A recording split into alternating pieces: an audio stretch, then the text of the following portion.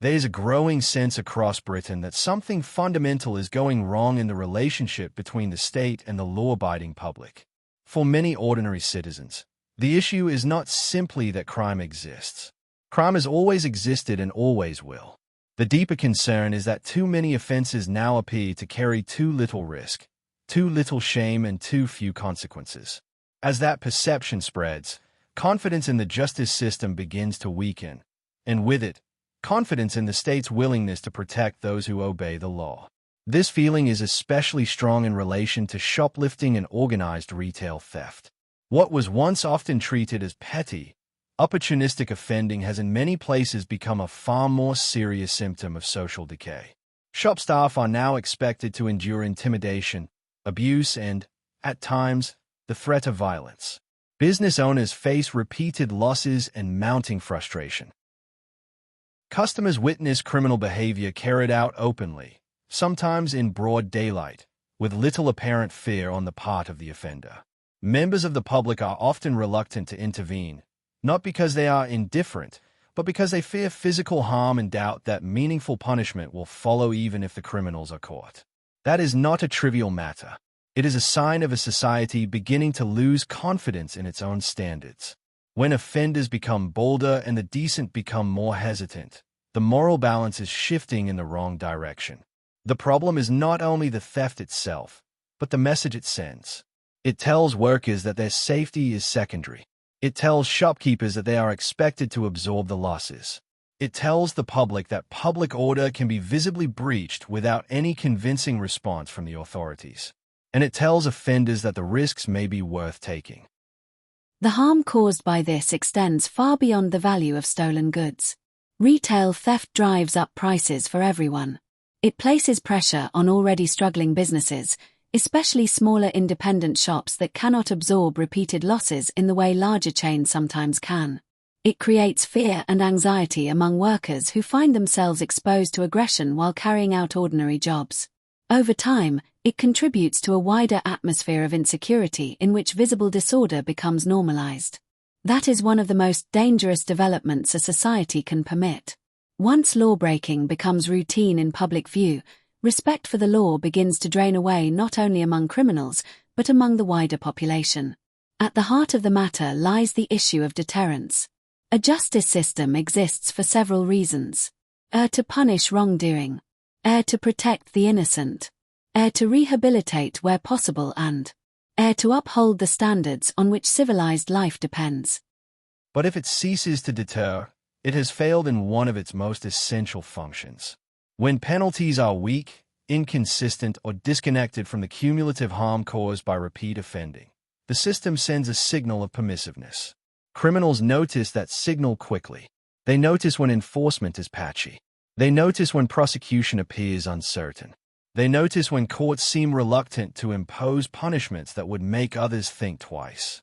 And once that lesson is learned, criminality becomes less furtive and more brazen.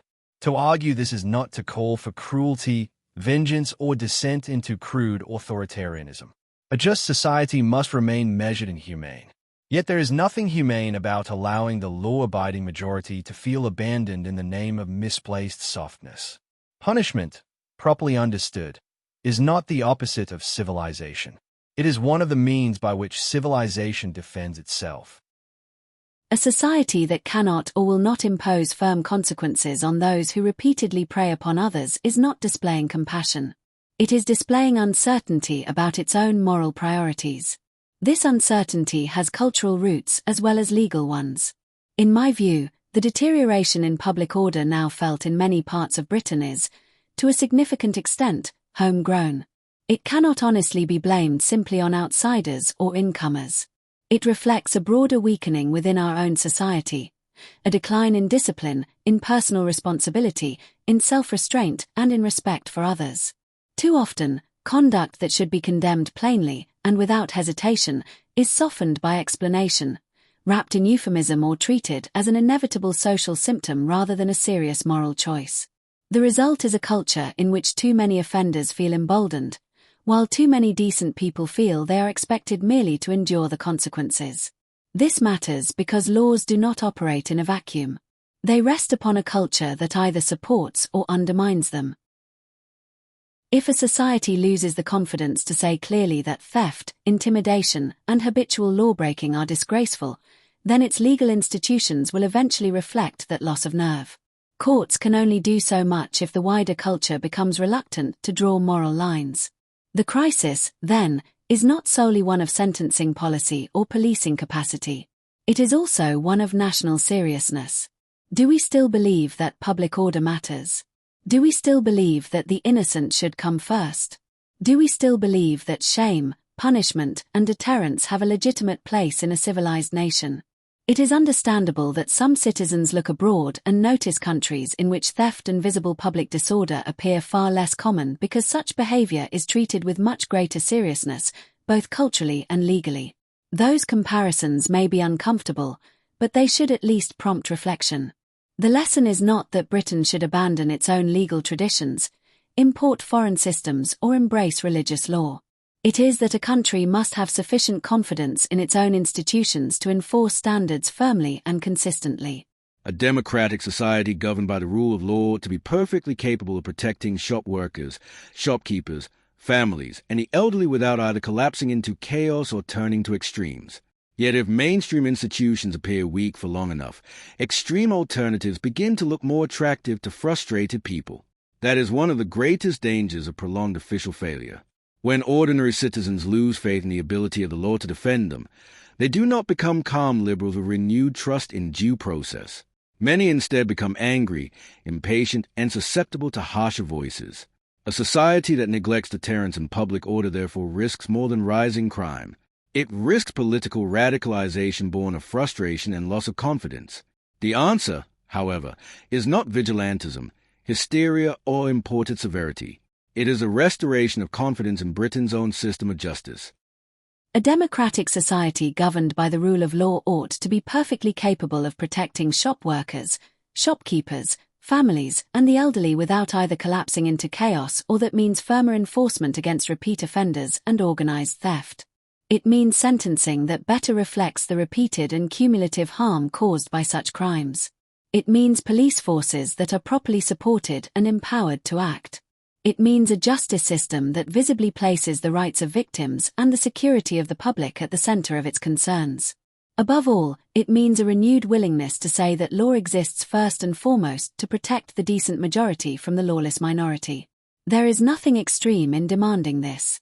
The British public is not asking for brutality. It is asking for seriousness. It is asking for the restoration of moral clarity. It is asking for a society in which honest people do not feel abandoned and habitual offenders do not feel untouchable. A civilized country requires compassion, but compassion without order quickly becomes sentimentality. Rights matter, but rights divorced from responsibility become a one-sided doctrine that leaves the innocent exposed. Britain still contains a great majority of decent, hard-working, law-abiding people. They deserve more than sympathetic rhetoric and administrative excuses. To extremes. Yet if mainstream institutions appear weak for long enough, extreme alternatives begin to look more attractive to frustrated people. That is one of the greatest dangers of prolonged official failure. When ordinary citizens lose faith in the ability of the law to defend them, they do not become calm liberals with renewed trust in due process. Many instead become angry, impatient, and susceptible to harsher voices. A society that neglects deterrence and public order therefore risks more than rising crime. It risks political radicalization born of frustration and loss of confidence. The answer, however, is not vigilantism, hysteria, or imported severity. It is the restoration of confidence in Britain's own system of justice.